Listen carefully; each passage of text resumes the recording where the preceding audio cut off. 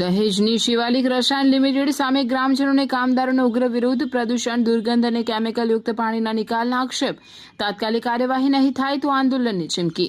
વાગરા તાલુકાના દહેજ સ્થિત સંભેટી વિસ્તારમાં આવેલી શિવાલિક રસાયણ લિમિટેડ યુનિટ 2 સામે સ્થાનિક ગ્રામજનો, કામદારો અને આસપાસના ગામના રહેવાસીઓએ પ્રદૂષણના મુદ્દે ઉગ્ર વિરોધ નોંધાવ્યો હતો. વિરોધ પ્રદર્શન દરમિયાન ગ્રામજનોએ કંપની દ્વારા ફેલાતા પ્રદૂષણને કારણે લોકોના આરોગ્ય અને પર્યાવરણ પર ગંભીર અસર થઈ રહી હોવાના આક્ષેપો કર્યા હતા. વિરોધ કરનારાઓના જણાવ્યા અનુસાર કંપનીમાંથી ખાસ કરીને રાત્રે 10 વાગ્યા બાદ તેમજ બપોરના સમયે અસહ્ય દુર્ગંધ ફેલાય છે. આ દુર્ગંધના કારણે રહેવાસીઓ, વૃદ્ધો અને નાના બાળકોને શ્વાસ લેવામાં ભારે તકલીફ પડતી હોવાનું તેઓએ જણાવ્યું હતું. ઉપરાંત હવામાં સફેદ ધુમાડા જેવું પ્રદૂષણ ફેલાતું હોવાનો પણ ગ્રામજનોએ આક્ષેપ કર્યો હતો. ગ્રામજનોએ વધુમાં જણાવ્યું કે કંપની દ્વારા ગ્રામ્ય વિસ્તારની ગટર લાઇન તેમજ વરસાદી પાણીના તળાવમાં કેમિકલયુક્ત ગંદુ પાણી છોડવામાં આવે છે. તેમના કહેવા મુજબ તેના કારણે તળાવનું પાણી પશુઓ માટે પણ ઉપયોગી રહ્યું નથી અને સ્થાનિકોને અનેક મુશ્કેલીઓનો સામનો કરવો પડી રહ્યો છે. વિરોધ પ્રદર્શન દરમિયાન ગ્રામજનોએ એવો પણ દાવો કર્યો કે તપાસ દરમિયાન તળાવના પાણીનું પીએચ સ્તર નિર્ધારિત ધોરણ કરતાં વધુ હોવાનું સામે આવ્યું છે, જે પર્યાવરણ અને જાહેર આરોગ્ય માટે ચિંતાજનક હોવાનું તેઓએ જણાવ્યું. સ્થાનિકોના જણાવ્યા મુજબ આ મુદ્દે અગાઉ પણ ગુજરાત પ્રદૂષણ નિયંત્રણ બોર્ડ સહિત સંબંધિત અધિકારીઓને અનેક વખત લેખિત અને મૌખિક રજૂઆતો કરવામાં આવી છે, છતાં હજુ સુધી કોઈ નક્કર કાર્યવાહી કરવામાં આવી નથી. ગ્રામજનોને કામદારોએ ચેતવણી આપી છે કે જો કંપની દ્વારા કેમિકલયુક્ત પાણીનો નિકાલ તાત્કાલિક બંધ કરવામાં નહીં આવે, પ્રદૂષણ પર નિયંત્રણ નહીં લાવવામાં આવે અને જવાબદાર કંપની સંચાલન સામે કડક કાર્યવાહી નહીં કરવામાં આવે તો તેઓ જિલ્લા વહીવટી તંત્રને આવેદનપત્ર આપી ઉગ્ર આંદોલન શરૂ કરશે. શિવાલિક કંપની ઘણીવાર વિવાદમાં આવી હોય એવું જણાવવામાં આવે છે.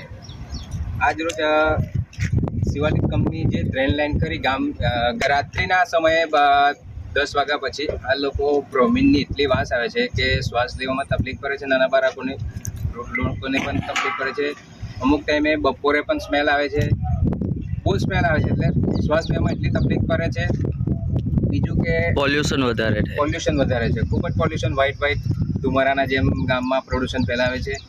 આ લોકોને ઘણીવાર જણાવવા છતાં પણ હજુ કોઈ કારણ આવ્યું, કોઈ એક્શન નથી લીધી. કોઈ અધિકારીને અમે કેટલી વાર આ લોકો જીપીસીબીને પણ જાણ કરેલી છે, છતાંય આ લોકો કંઈ પેટનું પાણી નથી હલતું. આજના દિવસે પણ આ જે ગટર લાઇન છે, જે ગ્રામ્ય વિસ્તારની જે તળાવમાં પાણી જાય છે, વરસાદી પાણી, એ પાણી એટલું પ્રદૂષિત છે. એ પાણી અમે તળાવમાં જે છે એમાં ધૂળને પીવાલાયક પાણી છે. ગ્રામના લોકો કપડાં ધોવામાં વપરાશના ઉપયોગમાં થાય છે. હવે આજે માછલી એટલી ત્યાં તળાવમાં મળી ગઈ છે કેમિકલ પાણીના લીધે. અમે હમણાં ચેક કર્યું તો એમાં પીએચ 6% પાણી, પીએચ 6% આવવું જોઈએ તો 8% આવે છે, કંઈક મિક્સ છે એવું જાણવા મુજબ જણાવ્યું છે. તો કંપનીને બસ એટલી અપીલ કરીએ કે એ તળાવમાં જે ખરાબ પાણી છે એ બહાર નિકાલ કરી દે.